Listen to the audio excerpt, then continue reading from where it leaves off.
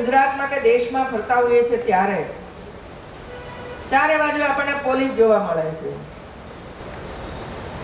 વિદેશોમાં આવા કોઈ પણ મહાન નેતાઓ જતા હોય છે ત્યારે તમને કોઈ પોલીસ નહીં દેખાય.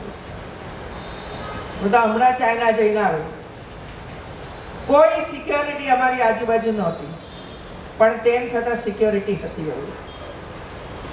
એમના એક એક રસ્તા, ગલી મોહલ્લા, બજારો, મોટા મોટા મોલ, આ બધાની અંદર ભરપૂર પ્રમાણની અંદર સીસીટીવી કેમેરા ગોઠવાયેલા હતા.